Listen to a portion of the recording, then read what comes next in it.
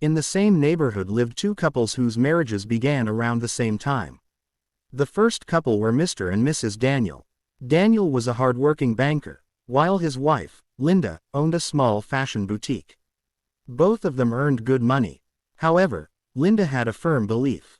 "My money is my personal money," she would often say proudly. "Your money is what we use to run the house." Every month, Daniel paid the rent, bought food, handled school fees for their children, paid electricity bills, and took care of every household responsibility. Meanwhile, Linda saved her business profits strictly for herself. She bought expensive clothes, jewelry, and sometimes traveled with her friends. Whenever Daniel suggested they combine resources to invest in something bigger, Linda would respond quickly. "Daniel, I worked hard for my money. I can't put everything into family responsibilities. That is the man's duty." Because of this arrangement, Daniel struggled to save enough money for serious investments. Whatever he earned was quickly consumed by family expenses. Years passed, yet their financial progress was very slow. Not far from them lived another couple, Mr. and Mrs. Robert. Robert worked as a civil engineer, while his wife, Grace, ran a catering business.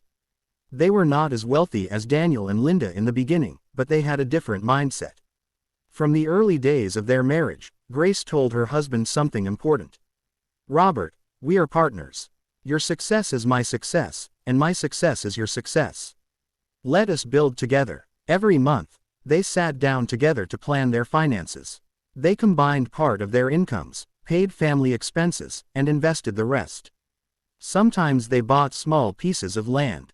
Other times they invested in Grace's catering equipment to expand her business. When Grace's business began to grow, she reinvested most of her profits into their shared goals. Within a few years, they bought their first house. Later, they bought another property and rented it out. Their investments continued to multiply, and their wealth grew rapidly. One day, Daniel visited Robert and was surprised to see the progress his friend had made. "Robert," Daniel asked curiously, "how did you manage to grow this fast?" "We started working around the same time." Robert smiled and replied, "My friend, I did not do it alone.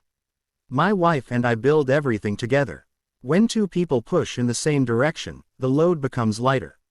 That evening, Daniel returned home deep in thought. He began to realize that financial growth in marriage was easier when both partners worked as a team rather than as individuals protecting separate interests. Moral of the story: a family grows faster when husband and wife see themselves as partners building one future together, not competitors protecting separate fortunes.